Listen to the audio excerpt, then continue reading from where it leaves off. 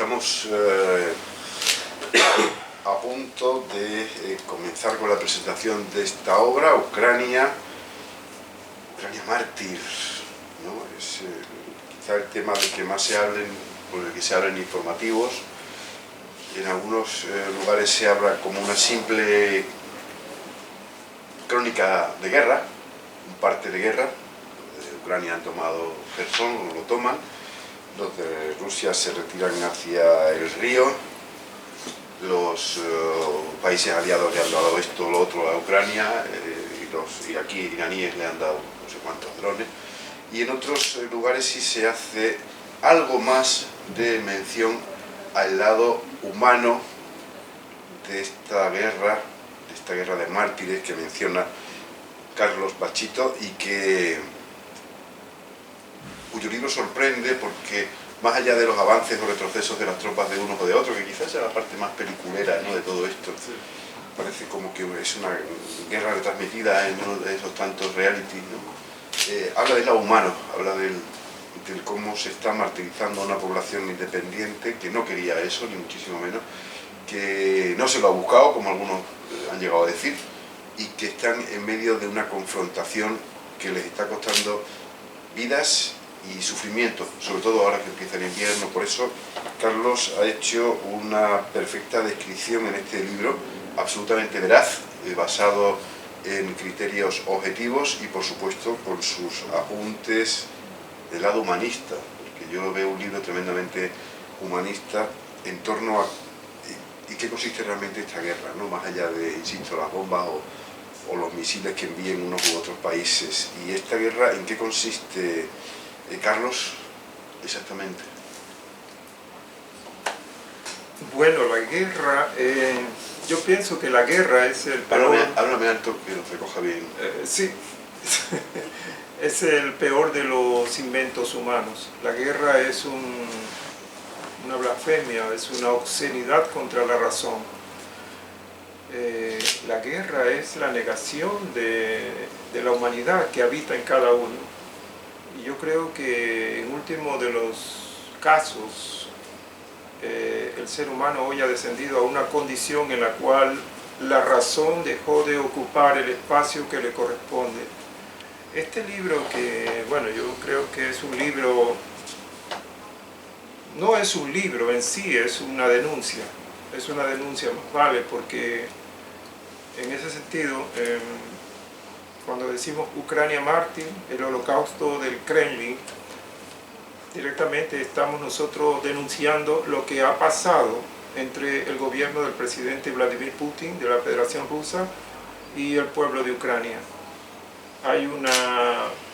Se ha abierto un gran surco de dolor, de miserias, de todas las hambres, de todas las injusticias más atroces que desgraciadamente nos tocan vivir hoy. El libro en sí nos lleva a una profunda reflexión acerca del gran desafío en que ha entrado la humanidad. Si vemos hoy, en estos días, se habla ya de una posibilidad de una hecatombe nuclear y no nos despertamos, no nos hemos dado cuenta de la dimensión que tiene este capítulo histórico tan sangrante para el pueblo ucraniano y para Europa y para el mundo.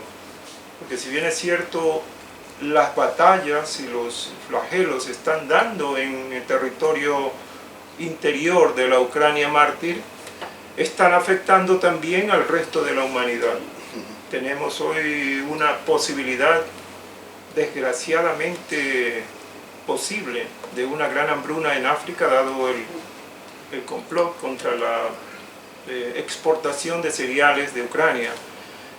Ucrania y Rusia, los dos países conjuntos, representan cerca del 40% del cereal que se consume en el mundo. Rusia es un país el más grande del planeta, el más grande de la Tierra, el país más grande que China, más grande que Estados Unidos. Tiene 17 millones y medio de kilómetros cuadrados, con una población de cerca de 180 millones de habitantes. y es el segundo potencial bélico, el segundo ejército más poderoso de la Tierra, con cerca de 1.400 ojivas nucleares de diferentes calibres. Entonces imagínense, cuando esto se comenzó a escribir, el libro se terminó en el mes de julio, habían ya cerca de 100.000 muertos, habían ya cerca de 100.000 personas, entre soldados, civiles, de ambas partes, desaparecidos, personas que habían sido flageladas y torturadas y que nunca se supo sus nombres. Hasta el día de hoy, en que han transcurrido 8 meses de este conflicto terrible, de esta invasión bárbara, que no se puede denominar una guerra, porque una guerra es un conflicto declarado entre dos países por desacuerdos convencionales o geográficos, económicos o limítrofes. Esto ha sido una invasión bárbara, feroz, brutal, del ejército del presidente Putin contra el pueblo ucraniano. Quisimos escribir esta obra para denunciar que hoy, en los días más fervorosos de los adelantos tecnológicos, científicos, económicos de la humanidad, porque nunca antes la humanidad ha gozado de un estándar de desarrollo económico material tan alto como el que hoy tenemos. Hoy somos capaces de enviar al espacio al hombre, somos capaces de comunicarnos en segundos en cualquier parte del mundo donde estemos. Hoy el mundo mueve alrededor del planeta una masa monetaria que supera los 3 trillones de dólares. Mueve. Cada segundo el capital se mueve por todo el confín de la Tierra. Y sin embargo es un mundo en donde, desgraciadamente, cada día mueren 30.000 personas de hambre, en donde cada 5 segundos un niño menor de 10 años muere de desnutrición y de anemia. Es un mundo en el cual es necesaria la guerra para poder levantar las economías y para poder expandir el comercio cruel del armamentismo en la tierra. El librito este contiene todas estas denuncias, habla de los señores de la guerra, habla de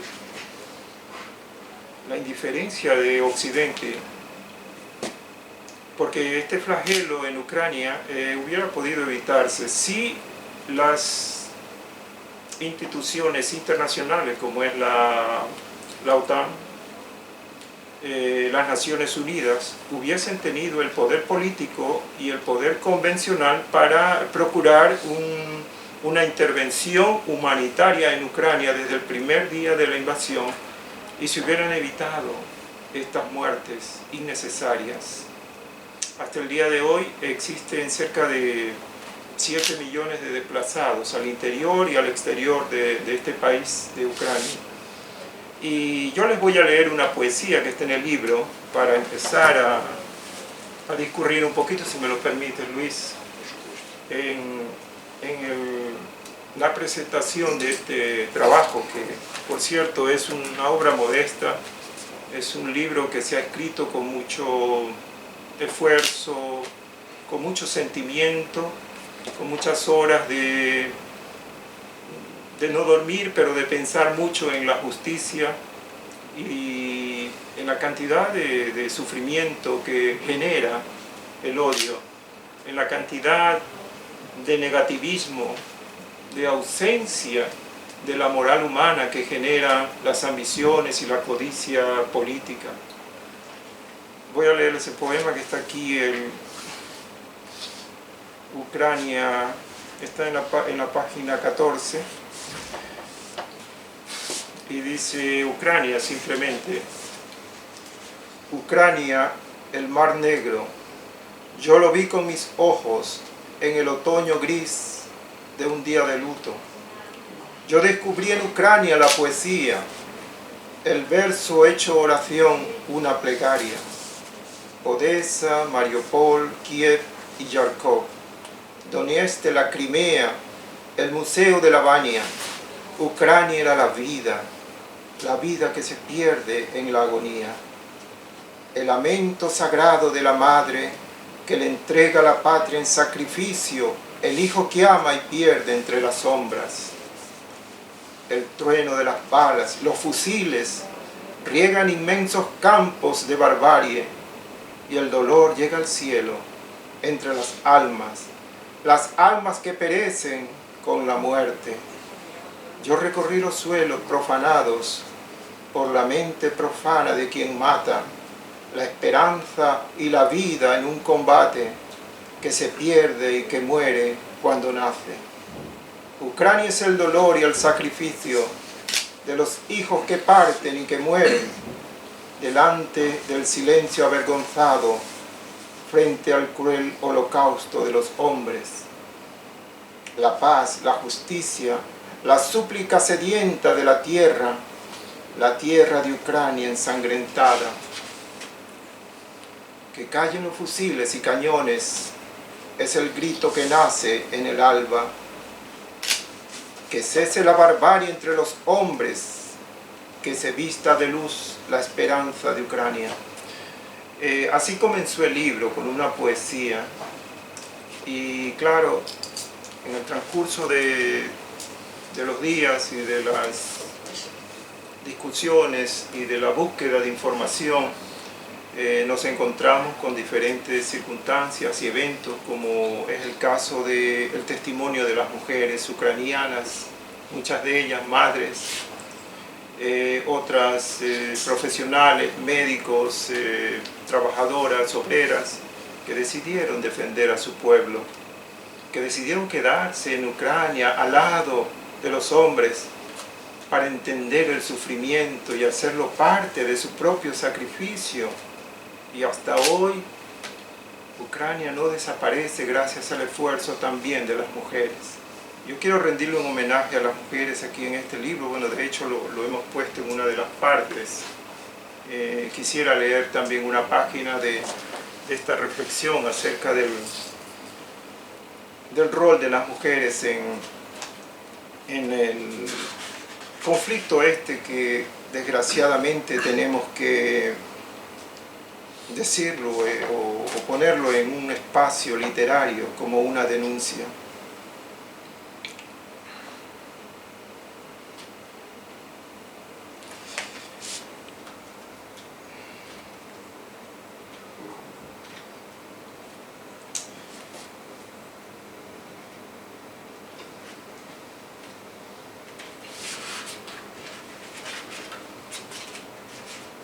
Si me permiten un momento. Dice una de las frases con la que empezó el capítulo: aún quedan páginas por escribirse, aún quedan lágrimas que deberán derramarse en el epitafio de la muerte, pero la muerte no podrá levantar su adarga en señal de victoria si solo una mujer decidida y valiente se interpone resuelta entre la barbarie y la justicia. Pues yo creo que la mujer ha escrito muchos capítulos importantes, demasiado trascendentes en la historia de la humanidad. Desconocer el papel, el rol de la mujer verdaderamente es una injusticia sacra, es una injusticia no solamente en contra de la sociedad, sino en contra mismo, una blasfemia contra Dios, nuestro Creador. Es un acto que no merece ser aceptado. La mujer tiene un rol demasiado trascendente e importante en el tiempo actual y en todos los tiempos. De todas maneras, Carlos, bueno, aprovecho para decir que cualquiera, como yo ahora en este momento, puede interrumpir a Carlos para pensar lo que quiera, y mucho más porque estamos en buena armonía y en buena sintonía, yo creo que estamos todos en sintonía con esta obra, ¿no? Yo sí te quisiera preguntar, Carlos, porque sí he leído en tu libro que haces frecuentes alusiones a la crisis de Occidente y a la responsabilidad de Occidente, ¿no? Es una cosa a la que los occidentales estamos muy cansados de oír, ¿no? Es decir, que Occidente no hizo en Sarajevo, Occidente no hizo en Siria, Occidente no hizo en Ucrania. Sin embargo, solamente Alemania acogió a 1 millón de sirios en la crisis siria. Cuando los países árabes, por ejemplo, no cogieron a ni uno solo, ¿no? Fue algo terrible. Los países colindantes no cogieron ni un solo, y si lo hizo Turquía, lo hizo porque Europa les paga la estancia y le paga los campos, no porque Turquía lo quisiera. Lampedusa es una isla llena de sirios y de africanos. En el caso de Sarajevo, las Naciones Unidas, sobre todo los españoles, franceses e italianos, estuvieron presentes continuamente y murieron muchos de ellos. Y a pesar de ello se le recriminó a Europa. Y en Ucrania recuerdo que los primeros lanzagranadas y lanzacohetes C-90 fabricados en Zaragoza, que derribaron los primeros tanques rusos, eran españoles.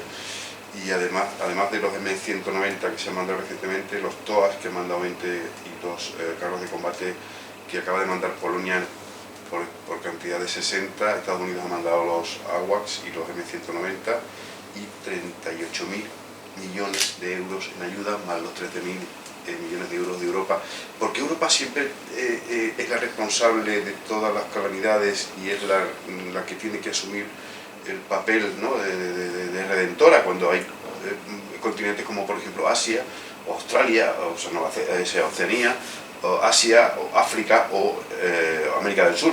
Estados Unidos siempre está presente, que no aportan nada. Es decir, porque Europa siempre se le recrimina que no hace nada, cuando en realidad está demostrado que es la que más inmigrantes acoge, que es la que más dinero aporta, que es la que más armamento ha llevado y que es la que, pues, España ha mandado un avión de abrigos hace una semana y de material y de generadores eléctricos para que no pasen frío los ucranianos, ¿no? Y sin embargo, ¿por qué? Cosa que no ha hecho, no sé, por ejemplo, Marruecos o Arabia Saudí. ¿Sí? Sí. ¿Por qué se nos recrimina todo eso? Tú que conoces varios continentes y que eres un hombre de mundo, ¿por qué Europa es la pagana de todo esto? ¿Por qué se le recrimina continuamente que no ayudamos, que tenemos la obligación de, quizá por nuestro pasado, que hemos cometido demasiados pecados en el pasado, o por qué? Bueno, en cierta manera, yo personalmente, ¿no?, considero que Europa, la Unión Europea, los europeos, son la región del mundo más importante en la actualidad. Recordemos que Europa tiene 500 millones de habitantes, una gran cantidad de extranjeros, cerca del 15%. Aparte es el continente o la región de países que ha adoptado un modelo de desarrollo social muy encomiable. Yo diría que es un modelo de organización regional, Europa, para el resto del mundo. Al final el mundo tendrá que, digo yo, o pienso que tendrá que confrontarse al sino de vivir en regiones, o sea, conformarse la comunidad de estados latinoamericanos como una región, tomando como modelo el modelo europeo, la confederación de estados africanos. Actualmente existe la Unión Africana, pero no es una unión contrañante que puede de alguna manera llevar a cabo políticas de reformas para el desarrollo humano. La Unión Africana es una unidad de 54 estados africanos, pero que cada estado decide lo que quiere. No hay una verdadera unión. Europa tiene, tú has dicho, tiene el antecedente histórico de las dos guerras mundiales, de intervenciones en algunos, la parte colonial, las intervenciones que hubo en a fines del siglo XIX, el siglo XVIII, en África, en Asia, en donde el mundo estaba repartido entre Francia, Países Bajos, Reino Unido, América. Entonces, todo ese proceso colonial que después fue abortando una secuencia de independencia, de estados independientes, pero aún colonizados por el desarrollo económico, por el desarrollo financiero, por la pugna de las transnacionales para captar todas las materias primas de estos países. En cierta manera, Europa le sigue debiendo a una parte importante de la humanidad, porque no ha volcado toda la ayuda necesaria como para poder equilibrar el desarrollo que actualmente es un desarrollo inequitable en el mundo. Tenemos solamente un 20% de la humanidad que puede disfrutar de todos los beneficios del desarrollo, pero el resto es una humanidad que vive al día. Y tenemos 3.000 millones de seres humanos en la Tierra que viven en la pobreza, es decir, con menos de $2 cada día. Y eso se debe precisamente al desigual desarrollo que tiene solamente una visión mercantil. En ese sentido, yo he puesto algunas reflexiones acerca de la intervención de Occidente, de Europa y Estados Unidos en Ucrania. Si bien es cierto, han sido la Unión Europea y los Estados Unidos los únicos que han apoyado a Ucrania, exactamente, y han aportado cerca ya, yo pienso que ya a la actualidad ya van cerca de 25.000 millones de dólares o de euros que... 20 veces el presupuesto de Mauritania. Exactamente. Pero es que la ayuda económica para mantener una guerra, mantener un conflicto que causa miles de vidas, de muertes y de destrucción, yo lo critico porque no veo esa la verdadera consecuencia con la paz, la verdadera respuesta de las potencias para ayudar a un país que está siendo vilmente agredido y destruido. Hoy día, en estos días, en esta semana, el gobierno del presidente Putin ordena que sus aviones y sus misiles destruyan la infraestructura energética para matar de frío a la gente. ¿Cuál debería ser el papel de Europa según tu criterio? ¿Tú que estás? Yo directamente he manifestado aquí en el escrito que desde el primer momento habría que haber utilizado una intervención de paz.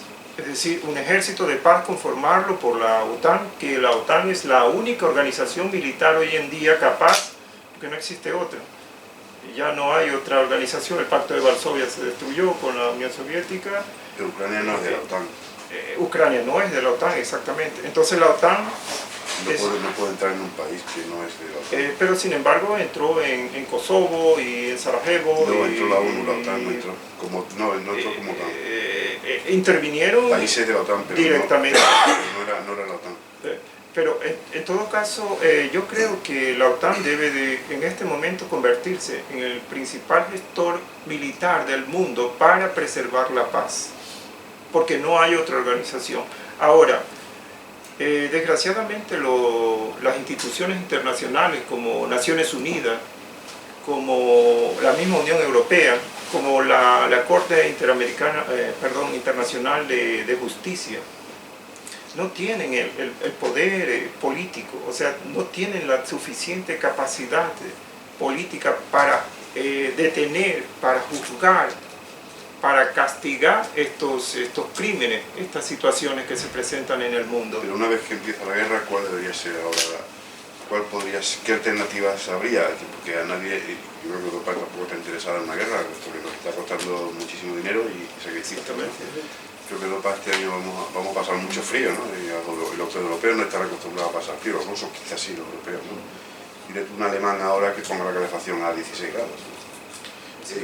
Una vez que ya estamos en la guerra, ¿cuál sería nuestro papel? Ya que la guerra ha empezado, ya que todo esto está sucediendo, ya que hay una crisis energética, económica y, como tú muy bien mencionabas antes, cerealística, ¿no? Que es la base de la alimentación de muchos países. ¿Cuál debería ser ahora ese papel, ¿no? Bueno, el rol fundamental, o lo que a mi juicio, deberíamos hacer, es recuperar la fuerza de las instituciones internacionales. No se puede mantener, en el mundo existen 5 países que son los garantes de la paz, que son parte del Consejo Permanente de Seguridad de la ONU, de las Naciones Unidas. Y esos 5 países son los 5 países los mayores productores de armas en el mundo y los mayores vendedores de armas en el mundo, que son los Estados Unidos, Francia, Reino Unido, China y Rusia. Los 5 mayores productores de armas en el mundo son los que guardan la paz del mundo. ¡Qué contradicción tan grande! O sea, ellos fabrican las armas para la guerra, ellos cocinan las guerras, ellos preparan las guerras y al mismo tiempo son árbitros de la paz. Entonces todos esos vacíos, Rusia a la hora actual debería haber sido expulsada de ese Consejo Permanente de Seguridad de la ONU. Tiene derecho a veto. Tiene derecho a veto. Y el veto, junto con China, los dos aliados, ha destruido millones de vidas. Recordemos en Siria cuando se trató de alguna manera de desarmar, evitando que se venda armas al ejército de Bashar al-Assad, se opusieron China y Estados Unidos y asesinaron en Siria más de 200.000 personas, una gran cantidad de niños, una gran cantidad de personas indefensas, inocentes. En Yemen, el derecho a veto de China y de la Rusia, de Putin, ha conseguido construir los más grandes holocaustos que la historia moderna puede recordar.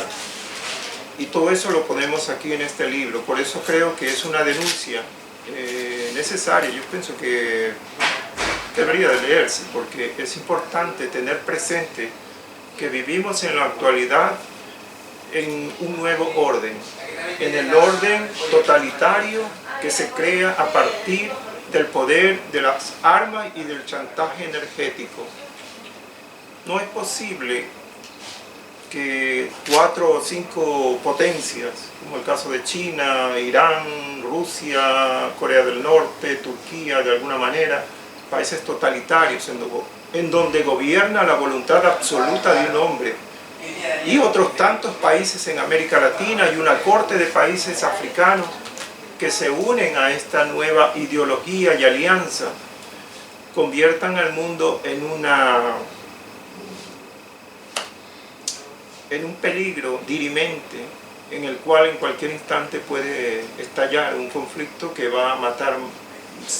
Yo personalmente creo que una guerra nuclear mataría 1.000 millones de personas al menos, y otros tantos cientos de millones quedarían enfermos y con los estragos de una guerra nuclear. A este le preguntaron en cierta ocasión cómo sería la tercera guerra mundial y él respondió: la tercera guerra no lo sé, la cuarta con palos y con piedra. Y esto me ha parecido una gran definición de esto que tú hablas ahora de esa guerra. No obstante, aunque Europa la vemos así toda como muy importante porque estamos en el medio del mapa, eso fue culpa de un español, de Juan de la Cosa, que hizo el primer mapa del mundo y a partir de ahí se han copiado todos.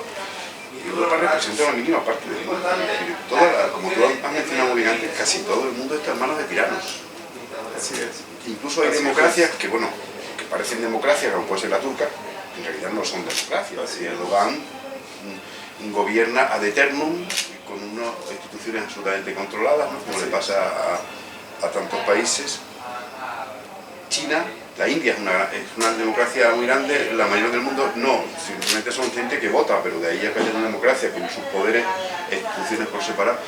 Europa es el último reducto que queda, y a mí me da terror cuando veo de qué está rodeada Europa, es decir, porque hay unos señores a los que casi nadie menciona que son los turcos. Los turcos han estado, quitando cuando Felipe II les paró los pies en Lepanto, han estado siempre a las puertas de Europa, deseando, incluso llegaron a las puertas de Viena, ¿no? Turquía. Al lado tenemos a Rusia, que nos amenaza, tenemos a los países árabes, muchos de los cuales están loquitos por entrar por Algeciras y subir hasta Alemania, y tenemos, muchos países africanos, quitando Australia, Canadá, Estados Unidos y Europa, el resto del mundo están en manos de tiranías. Así es, estados totalitarios. ¿Tú ves que somos tan poderosos como para poder frenar a toda esta gente? Bueno, yo creo siempre que la razón y la justicia tienen un espacio importante dentro del desarrollo de la historia. Y yo creo aún en el ser humano, creo en el hombre, creo en la juventud, creo en la construcción de un nuevo hombre, de una nueva sociedad, a partir de los valores que compartimos todos, en la búsqueda de la justicia, el respeto, la verdad, la paz, el amor al prójimo, la emancipación de los derechos de los más débiles. Todo eso lo compartimos. Entonces yo creo que hay la posibilidad de construir o de emancipar a la humanidad a partir de un nuevo pensamiento, de la recreación del pensamiento humano, porque desgraciadamente el sistema totalitario económico, porque hay otro segmento importante de la historia, que es el totalitarismo económico, financiero. El que pone el dinero, el que tiene el dinero es el que pone las reglas y las condiciones de quién vive y quién muere, quién se educa y quién no se educa, quién tiene salud y quién no tiene salud, en el famoso mercado mundial de la salud.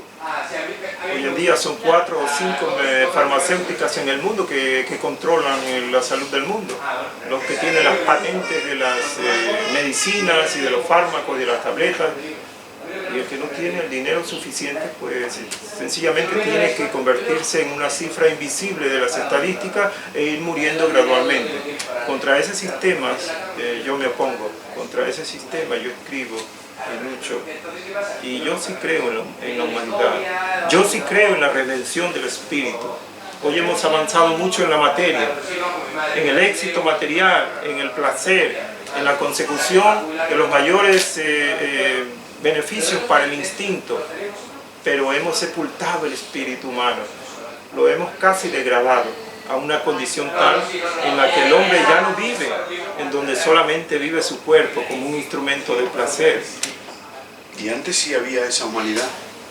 Bueno, todos los imperios se han desaparecido a causa de la corrupción, como hablábamos hace un momento, en todas las épocas históricas. Roma, recordemos Roma, Grecia, la famosa isla de Lesbos que existe hoy, que es un centro donde mucha migración se concentra. Precisamente debe su nombre al lesbianismo que existía en Grecia, el culto al cuerpo, el culto a la figura humana, el culto a los dioses. Desapareció Grecia, Roma desapareció, la degradación de los emperadores, desaparecieron las culturas persas, la civilización mesopotámica, a causa de la degradación moral del ser humano, y eso está pasando hoy con nuestra civilización. Desgraciadamente es así, pero nosotros, creo yo, el individuo de a pie, el individuo anónimo, en donde están los mejores, siempre he creído que las personas más valiosas están en el anonimato, no están en los paraninfos ni en los solemnes estratos que la sociedad hoy proclama, están en el anonimato. Hoy yo venía con una persona conversando en el tren y subió un joven a cantar con una guitarra en el tren. Yo no había escuchado una voz tan melodiosa y tan tierna como la de aquel joven. Y yo le dije a aquella señora, mire, los mejores talentos están en la calle. No están en los periódicos ni en los cines. Los mejores políticos están en las calles, en las casas, en las fábricas, son obreros, vestidos de tierra, manchados de pintura.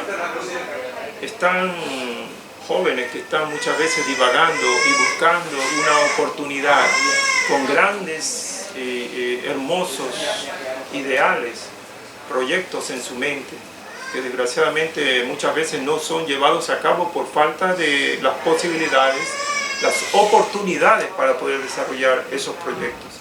Entonces yo creo en la humanidad, creemos en el ser humano.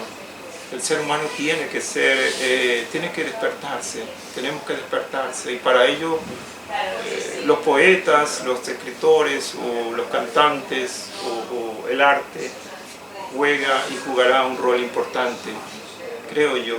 En medio de todo eso hay una esperanza. Tú vives en un país curioso, Suiza, sí, porque es un país que siempre ha sido neutral, sí, un país donde nace además de Cruz Roja, sí, para cuidar a los heridos de la Primera Guerra Mundial. Sin embargo, es uno de los mayores fabricantes de armas del mundo, los suizos. ¿Cómo se convive con ese oxímoron, con esa paradoja? sí. ¿Cómo convive el suizo? Si yo soy muy neutral, yo le vendo armas a todo el que se pone por delante, ¿no? Esto es una cosa... Mira, Luis, la neutralidad es una forma de complicidad con el mal. Porque cuando yo me pongo neutral entre el bien y el mal, me pongo en medio y digo, bueno, yo no hago nada. Yo miro a otro lado, como en el caso de la guerra de Ucrania. El 24 de febrero de este año, el presidente Putin, en medio de las súplicas del secretario general de las Naciones Unidas, Antonio Guterres, quien le pidió en nombre de la humanidad detener la invasión, porque él sabía que iban a destruir a este país, que si no intervenía la ayuda internacional, posiblemente Ucrania hoy desaparecía, era uno más de los espacios adheridos o anexados a la Confederación Rusa a través de un referéndum. Ante el pedido del Papa de que no se procediera a esta invasión, sin embargo Putin en la madrugada del 24 de febrero decidió o dio la orden a su ejército que bombardeara Kiev, Mariupol, Gerson, Dnipro y todas las ciudades ucranianas. Entonces, ¿dónde está la razón humana? ¿Dónde está el poder o el poder moral del gobernante? ¿Quién gobierna el mundo? Cuando Xi Jinping decide a los pobladores del Tíbet reprimirlos ferozmente, o a los uiguros que viven en una parte del sur de la región de China, cortarles todas las posibilidades de poder expresarse con libertad, meterlos a las cárceles, torturarlos, cuando no hay libertad, cuando en los países aliados, en Irán, de estos reinos totalitarios, se levantan ayatolas y líderes espirituales, entre comillas, para reprimir a la sociedad, para torturarla y matarla gradualmente, para asesinar a las mujeres, a jóvenes mujeres, a niñas. Entonces nosotros nos preguntamos a dónde está la razón humana. ¿Es que acaso el hombre ha perdido la dirección de su razón de ser? ¿Es que acaso hemos perdido la secuencia del sendero histórico que nos corresponde transitar? ¿Cuál debería ser el papel personal de cada uno? ¿No? Es decir, yo no puedo ir a la guerra a pararla, pero puedo hacer algo. Es decir, que puedo sentirme muy culpable de que esa guerra exista a los pies de mi barrio, a los pies de Europa. Pero ¿qué puede hacer una persona en su infinita miseria, ¿no? Hacer frente a toda esa vorágine a nivel personal? Sí, yo creo que la neutralidad no es compatible con la justicia. Creo que tenemos que reflexionar. Más que evolucionar, yo creo que debemos involucionar hacia adentro. ¿Quién soy yo? ¿A dónde voy? ¿Cuál es mi papel histórico en esta realidad? ¿Qué estoy haciendo por construir un pequeño trocito de justicia, de paz, de verdad, de equidad en medio nuestro? ¿Qué estoy haciendo? Yo creo que la reflexión va para cada uno y el esfuerzo es común. Yo creo en la comunidad, yo creo en el esfuerzo común de todos, para todos. Yo creo en el trabajo solidario de unos por otros. No creo en la explotación del hombre por el hombre. No creo en la búsqueda de mayores beneficios y en la economía cuantitativa que solamente derrama todos sus esfuerzos para llenar los balances de las grandes empresas y postrar a los obreros en las condiciones más ínfimas en las que un ser humano se puede vivir. Imagínense en países como en Bangladesh, niñas de 12, 13 años, de 9 años trabajan en las textilerías cerca de 10, 12 horas diarias por $1.50 diario, con un salario de entre 60 y 70 dólares mensuales. Dejan su vida gradualmente cada día. En Burundi el salario promedio es de 50 dólares. En países como el Chad, en África Austral, el salario no pasa de los 40 dólares y la esperanza de vida no pasa de los 45 años en las personas. Y los niños no alcanzan a desarrollar sus capacidades y a jugar y a crecer y a desarrollar su infancia porque vivimos en un sistema que es enemigo del hombre, que lo asesina cada día en silencio. Contra eso hay una respuesta, y la respuesta es la búsqueda de la justicia, de la paz, de la verdad. Alguien dijo algún momento: yo soy el camino, la verdad y la vida. Y cuando yo veo el ejemplo de aquel hombre que dijo eso, me doy cuenta que verdaderamente existe un camino, existe una luz por la que podemos transitar, una reconciliación común entre todos, sin mirar el color, ni las posibilidades sociales o económicas, ni la figura, sin mirar esos trazos ambiguos y perniciosos que hoy observamos. Yo creo que el ser humano tiene que ser redimido. Estoy escribiendo un libro que se llama El fin del sistema, y allí se recogen, yo pienso que ese libro saldrá antes del fin de año, se recogen todas estas reflexiones acerca del nuevo hombre, la evolución humana, cómo se dará o cómo debe darse, y todos los riesgos que existen hoy. Y estos países que tienen esta dificultad, ¿no?, que tú mencionabas antes, de estos niños que trabajan en las minas o en estas grandes factorías, sí, con muy pocos salarios, explotados, sin derecho a la educación ni a nada, y con muy poca libertad.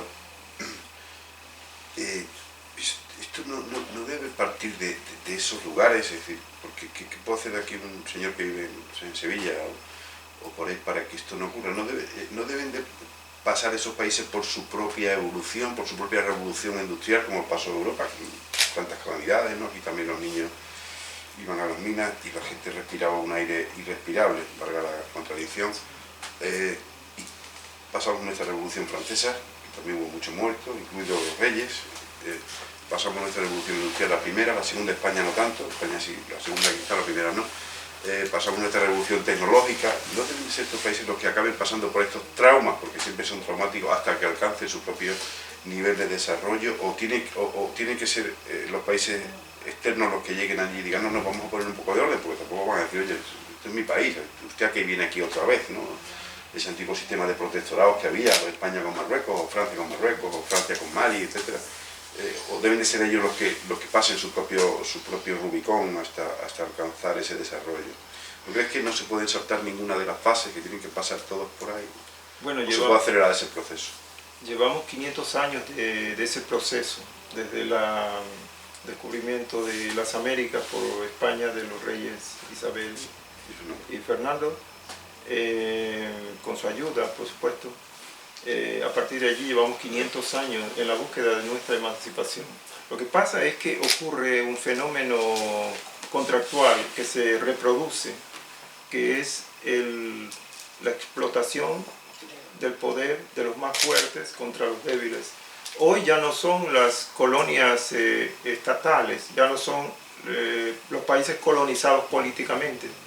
Hoy se los coloniza económicamente, financieramente, imponiéndole condiciones que son verdaderamente predatrices, destructoras, sangrientas, privatizando la salud, expropiando las escuelas, la tierra.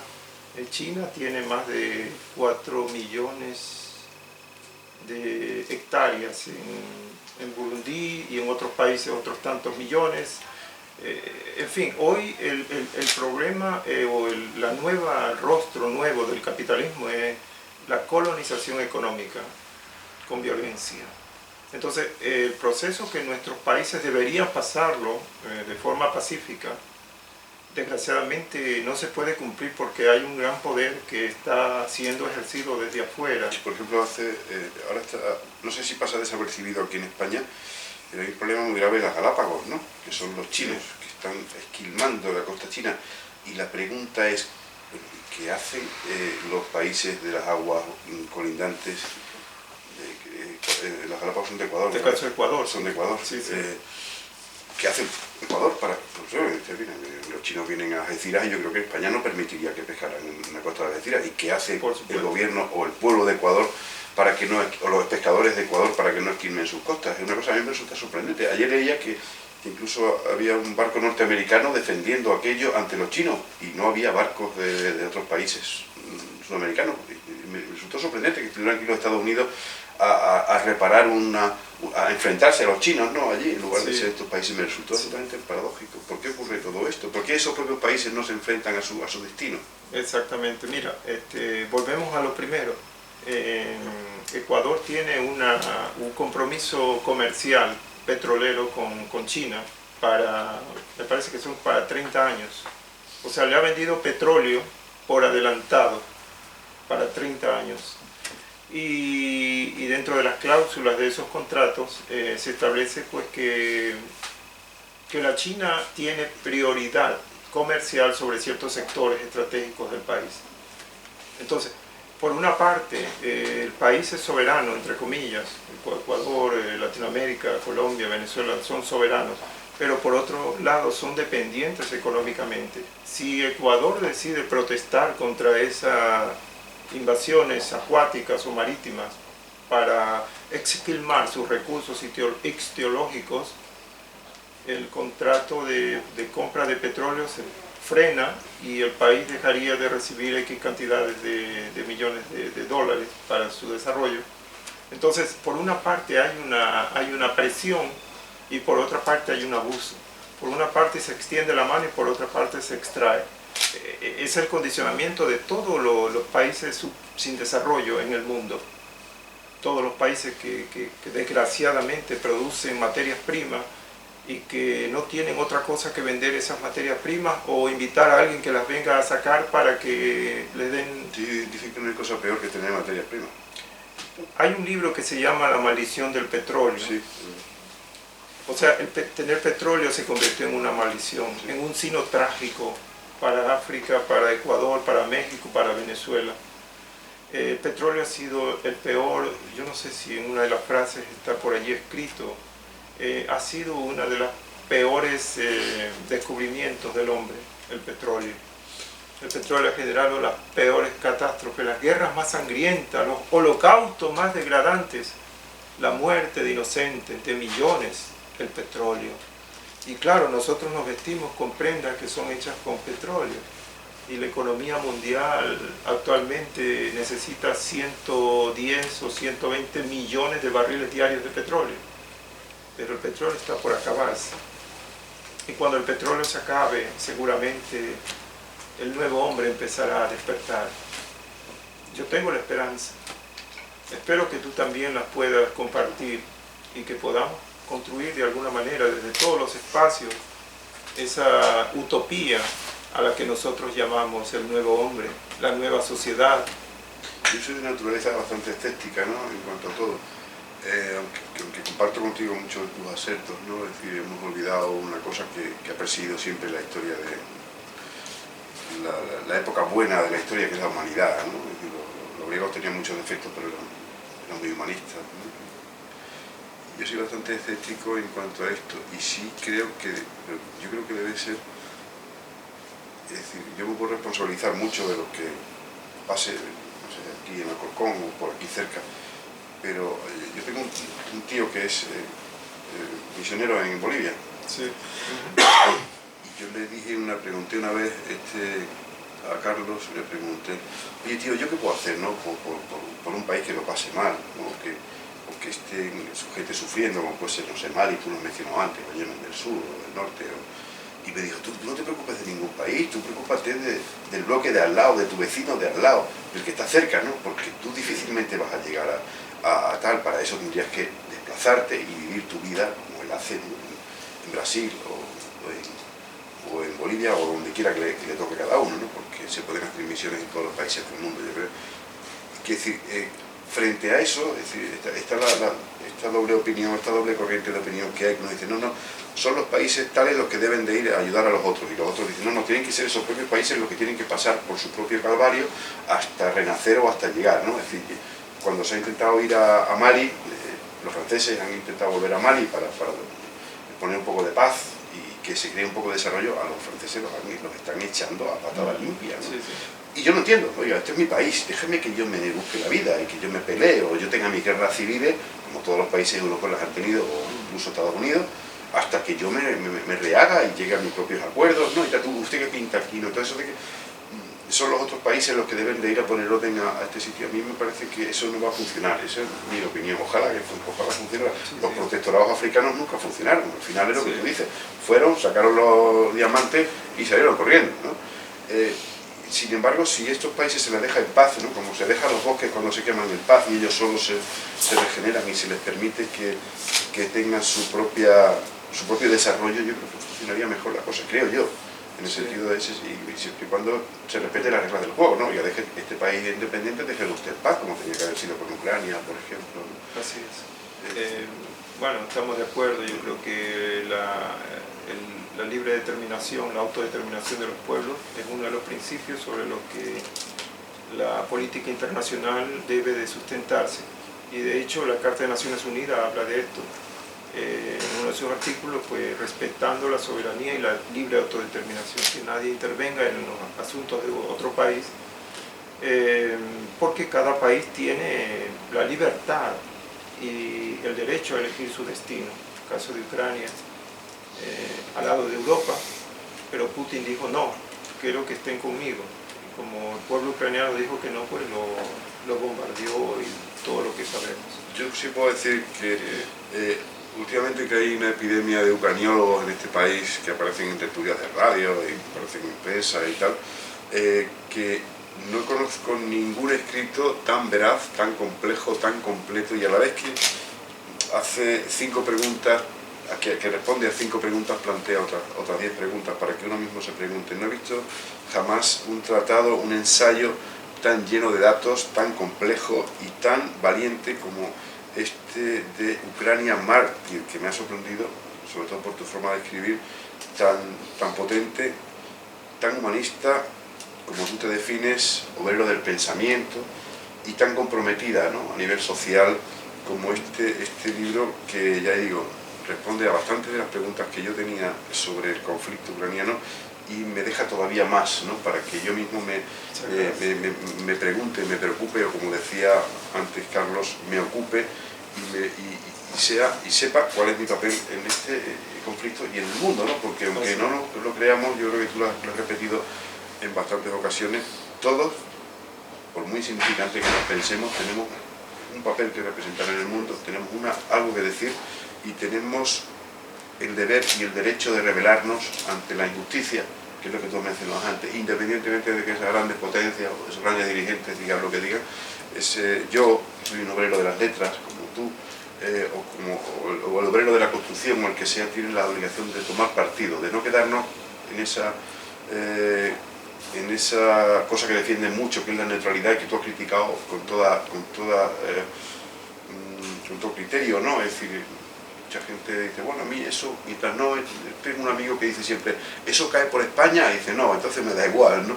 No diga, mire usted, eso no cae por España, pero seguramente te va a afectar, ¿no? Los españoles no sabíamos dónde estaba Ucrania y no sabíamos todo lo que le comprábamos a Ucrania. Es decir, yo recuerdo que una vez estaba leyendo el periódico y dicen, hay una crisis en la Volkswagen SEAT, ahí han paralizado la fábrica porque el cable que reviste el cobre de los coches que fabrica Volkswagen y SEAT en España, todo venía de Ucrania. Y esto es alucinante, es decir, un país que yo pensaba que, bueno, Franco ya le compraba el trigo, porque tiene mucho trigo.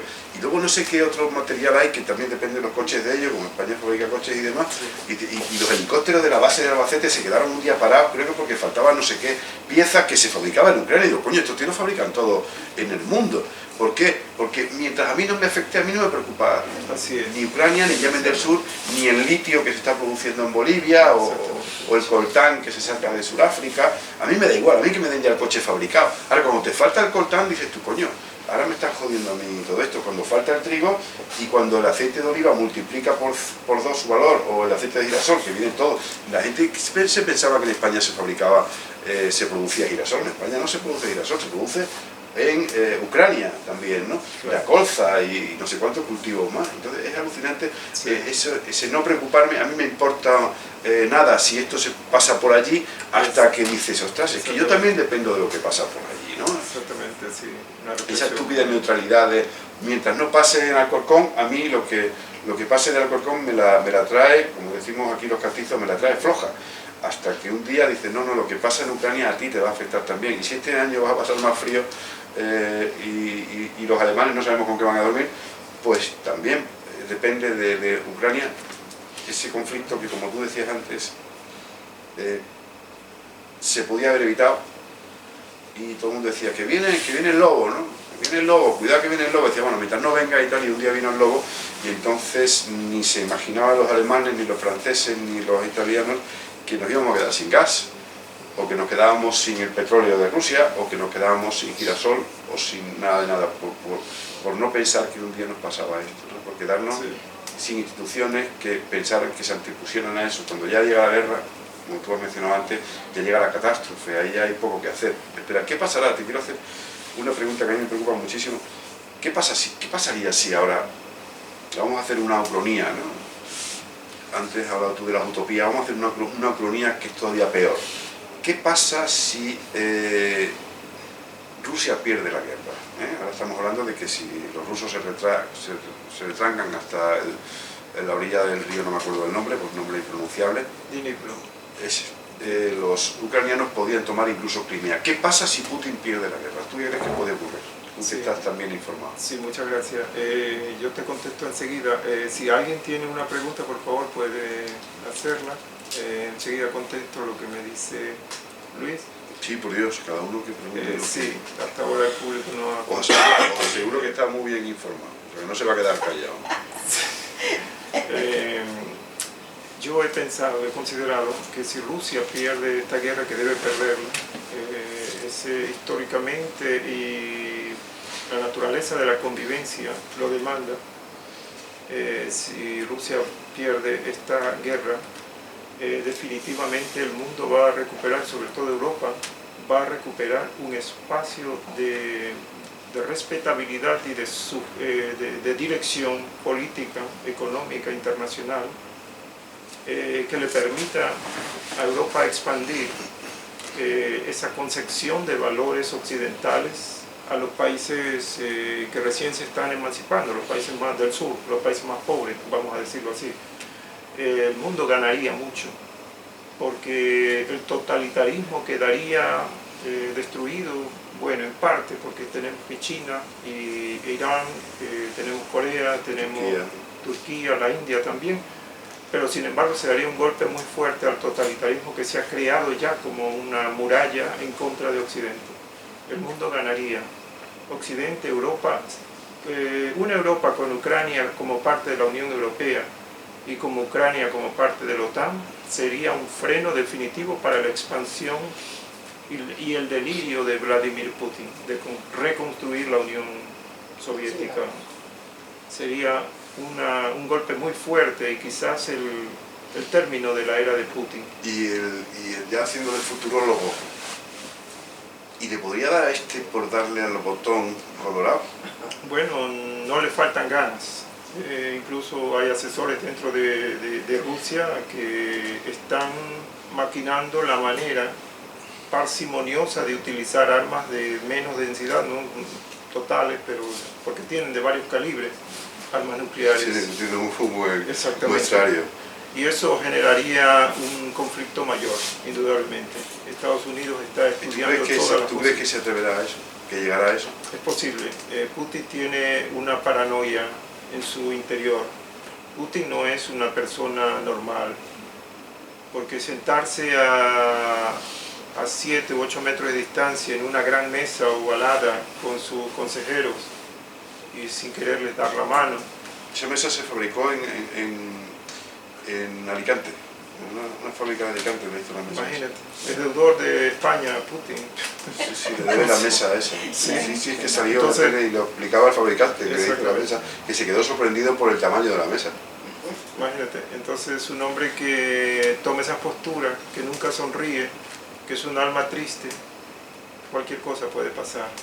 Y otra cosa que a mí me inquieta, las encuestas hablan de que, ahora quizá menos, porque ya una vez que moviliza la población se ve afectada, casi el 63% de los rusos apoyaba la invasión. Sí, pensamos que los rusos van por otro lado y que Putin es el malo, pero parece que había un apoyo social muy importante, sí, hasta que movilizó a la gente. Entonces ya le tocó y, oye, aquí ya no me gusta tanto. Pero cuando no tocó a nadie, 63% de la gente decía que sí, que para adelante. Y había un 10% y pico que no contestaba, por lo cual la inmensa mayoría estaba de acuerdo con Putin. Sí. En una guerra, recordemos que en una guerra, la primera víctima, la primera asesinada, porque tiene forma de mujer, es la verdad. La primera víctima de la guerra es la verdad. Y Putin es un maestro en asesinar la verdad. En Rusia se asesinó la verdad y todo el mundo creyó que verdaderamente Rusia estaba con los cañones de la OTAN frente a sus fronteras, y cuando se mata la verdad se pueden conseguir resultados sorprendentes. Criminales, sangrientos, feroces, impunes, cuando se asesina la verdad. Por eso la verdad es un valor que nosotros tenemos que rescatarlo, porque es la verdad lo que nos permitirá construir el nuevo orden. Es la justicia, que es una hija de la verdad. Y no es cierto que lo dicen algunos de otro pie, que Europa le ha tocado las pelotas bastante a los rusos en Ucrania. En el sentido que quiso que pertenecieran a la Unión Europea, les dio facilidades para... Mire, en este libro hay una parte cuando habla de Vladimir Putin que muestra la obsesión de Putin porque no existe el Estado ucraniano. O sea, hay un resentimiento histórico, un odio histórico, porque Ucrania fue el primer país de la ex Unión Europea que se independizó en agosto de 1991. A los 6 días se disolvió la Unión Europea. Ucrania fue el primer país. Entonces hay un odio histórico. La URSS, te refieres a la URSS, se la URSS. La URSS, exactamente. Unión de Repúblicas Socialistas Soviéticas, perdón. Entonces hay un ostracismo muy fuerte. Putin considera a los ucranianos como seres inferiores, como los consideraba Stalin. Stalin creía que los ucranianos no tenían alma y los mandó a asesinar con una gran hambruna en el famoso genocidio de Holodomor, que también está en el libro. Más de 7 millones de ucranianos murieron. Los deportó y les quitó todas las cosechas en invierno. Putin pues es la encarnación de Stalin. Yo no he conocido un hombre en los últimos 30 años que tenga una inteligencia tan maligna como la tiene el presidente Putin. Hoy quiere matar de frío a los ucranianos, a los europeos. Ha utilizado el hambre como arma de guerra. A los africanos. Entonces, ¿dónde estamos? Les invito a revisar el libro y les agradezco por su paciencia. Yo también se lo invito. Yo me he quedado sorprendido. Cuando estaba, yo los libros que voy a presentar normalmente no los acabo leyendo cuando no tiene uno tiempo para tanto. Pero cuando empecé a coger el libro me pareció un libro lleno de datos, de cifras, de citas, incluso, yo que soy también creyente, como mi amigo Carlos, incluso de alusiones a la Santa Biblia, que me parece que están absolutamente bien traídas. Y quiero decirte que te agradezco muchísimo porque he aprendido un montón de esta obra, en cuyo 90% estoy absolutamente conforme contigo, y ojalá, porque si mucha gente leyera libros así, se volverían tan valientes como tú lo has sido al escribirlo, y se volverían tan activos para con la paz, como deberíamos serlo todos, como lo ha sido el Papa, como lo han sido muchos políticos y como lo ha sido mucha gente que ha ido corriendo para Ucrania a traerse gente o a apoyar o ayudar o a hacer cosas cuando nadie se lo había pedido. Gracias por esta obra, Ucrania Mártir, una obra que tú describías de sencilla, pero que yo tengo que decirte que es una obra grande. Es una obra inmensa que puede aportar mucho más que cualquier ensayo sesudo realizado por uno de estos personajes que todos sabemos que lo único que tienen son intereses de carácter político, porque tú en este libro manifiestas una asepsia absoluta y un deseo únicamente de transmitir el bien a través de unas palabras que por otra parte están absolutamente bien escritas. Muchas gracias, Carlos. Gracias, Luis, por tus palabras y por presentar este modesto trabajo. Eso me fortalece, me da mucho más entusiasmo y estímulo para seguir adelante.